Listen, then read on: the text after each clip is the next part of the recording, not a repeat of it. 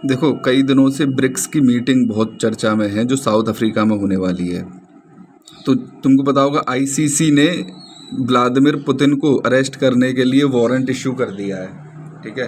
तो जिस कंट्री में भी जो आईसीसी की मेंबर है, अगर उसमें प्रेसिडेंट पुतिन जाता है तो उसको अरेस्ट कर लिया जाएगा। ठीक है। ये उसमें ये उसका मतलब है वो वारंट का। लेकिन अब साउथ अफ्रीका में वो आने वाला है। साउथ अफ्रीका भी आईसीसी का मेंबर है, इंटरनेशनल क्रिमिनल कोर्ट का। आईसीजे की बात मैं नहीं कर रहा, इंटरनेशनल कोर्ट ऑफ जस्टिस, जो कि तुम्हारा one of the seven one of the six arms of UN है, उसकी बात नहीं कर रहा हूँ मैं बात कर रहा हूँ आईसीसी की, इंटरनेशनल क्रिमिनल कोर्ट, जिसका हेग में वो है ऑफिस। तो उसको अरेस्ट करने के लिए डाल दिया है। तो साउथ अफ्रीका में जैसे ही वो आएगा उसको अरेस्ट कर लेंगे। तो ये सब बातें चल रही हैं कि बोले वर्चुअल करवा लो। तो साउथ अफ्रीका का जो प्रेसिडेंट है किरिल रामाफोसा, बस ये इसमें ज़रूरी है, किरिल रामाफोसा। और ये जो कहानी मैंने बताई है वो पता होना चाहिए क्या चल रहा है। तो साउथ अफ्रीका प्रेसिडेंट कौन है? Kirill Ramaphosa. तो उन्होंने यही कह दिया साफ साफ कि प्रेसिडेंट पुतिन आएंगे हमारे यहाँ, लेकिन कोई अरेस्ट नहीं होगा। सीधी सी बात है।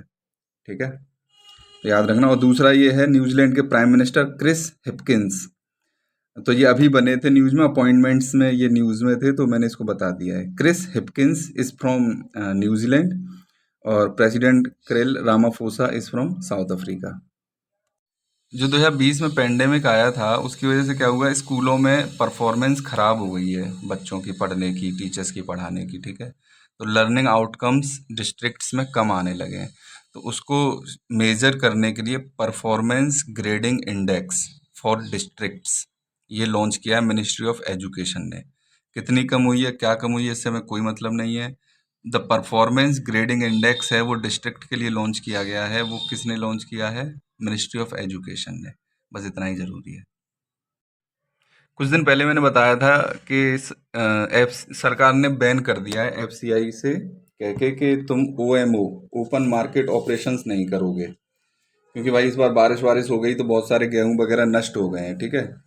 तो ओपन मार्केट ऑपरेशंस करके ये क्या करते थे कि सरकार, स्टेट गवर्नमेंट को, प्राइवेट एनजीओज को, FCI, food corporation of India, गेहूं वगैरह, चावल वगैरह उपलब्ध करा देती थी।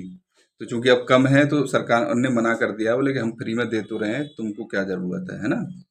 एफसीआई मतलब ओएमओ की क्या ज़रूरत है इस समय, क्योंकि जब अन्न की कमी है हमारे यहाँ। तो ऐसे ही जब कांग्रेस आई थी, प्रेसिडेंट मतलब उसमें कर्नाटक में चुनाव चल रहे थे, तो उन्होंने प्रॉमिस किया था कि तुमको जो अनाज मिल रहा है सरकार की तरफ से, 5-5 किलो या जितना भी मिलता है पर पर्सन, उसके अलावा भी हम तुमको 5-5 किलो एक्स्ट्रा देंगे। ठीक है। तो ये उन्होंने मतलब एक तरह से प्रॉमिस किया था बांटने के लिए। तो चूंकि अब बैन लगा दिया है सरकार ने क्लाइमेट कंडीशंस को देखते हुए, तो एक तरह से ये अन्न भाग्य स्कीम है। ये ध्यान रखना कि अन्न भाग्य स्कीम कहाँ की है? कर्नाटक की है। तो ये एक फियास्को साबित हुई है। फियास्को मतलब एक तरह से बहुत ही बड़ा ब्लंडर। ठीक है। तो ये प्रॉमिस पूरा नहीं किया जा सकता इस समय, और इसके लिए वो लोग ब्लेम दे रहे हैं सेंट्रल गवर्नमेंट को कि तुम्हारी वजह से नहीं हो रहा है। लेकिन इसमें समझने वाली बात ये है कि चूंकि सेंट्रल गवर्नमेंट ऑलरेडी देती है, तो तुमको ये सारी चीज़ें अलग से फ्री में देने की ज़रूरत नहीं है। ठीक है। और चूंकि बारिश की वजह से फसल बहुत बर्बाद हुई थी, तो अन्न की भी कमी है देश में। ठीक है। तो ऐसा नहीं है कि ओएमओ भाई, ये तो इकोनॉमी के हिसाब से, मानसून के हिसाब से सारी चीज़ें लाई जाती हैं। ठीक है। तो ये चीज़ें ध्यान रखना। अन्न भाग्य स्कीम कहाँ की है? कर्नाटक की है। इस न्यूज में ये लिखा है कि वाराणसी में टर्टल हेल्प कर रहे हैं गंगा को क्लीन करने में। तो सबसे बड़ी बात यह है कि टर्टल कंजर्वेशन सेंचुरी बनाई गई है इन यूपी में कहीं पे। तो ध्यान रखना ये वाराणसी में बनाई गई है। ठीक है। तो ये लोग क्या करते हैं कि टर्टल्स के अंडों को इधर उधर से ढूंढ के लाते हैं, चंबल से ले आए, यहाँ से ले आए। ठीक है। और फिर उनको इंक्यूबेशन मतलब उनको एक ऐसे एनवायरनमेंट में रखते हैं कि वो हैच कर जाएं। फिर 2 साल तक उनको आर्टिफिशियल पॉन्ड में रखा जाता है, फिर गंगा में छोड़ देते हैं। ठीक है। तो ये लोग टर्टल्स क्या कर रहे हैं, गंगा में जो कचरा है, मीट वगैरह लोग फेंक देते हैं, और उसको वो कचरा फेंक दिया तो उसको खा के उसको साफ कर रहे हैं। तो इससे तुम्हारा बायोकेमिकल ऑक्सीजन डिमांड, बीओडी, है ना, faecal coliform, FC, dissolved oxygen, DO, इसके लेवल अच्छे पाए गए हैं उसमें। ठीक है ना। तो पीएच लेवल भी बहुत जगह पे अच्छा पाया गया है गंगा में।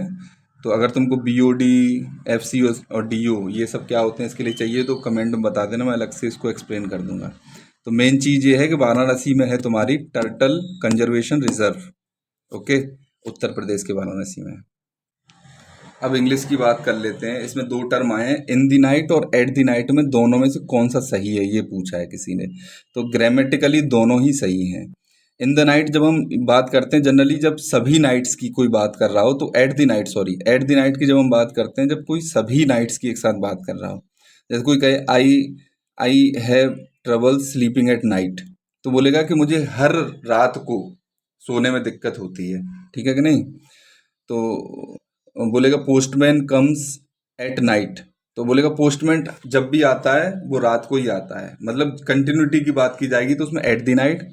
और इन द नाइट की बात करते हैं तो जनरली एक पर्टिकुलर रात के लिए बात करते हैं। जैसे कोई कहे I could not sleep at in the night, तो बोलेगा कि मैं कल रात को सो नहीं पाया, मतलब ये इन द नाइट मतलब लास्ट नाइट की बात हो रही है बेसिकली यहाँ पे, ठीक है।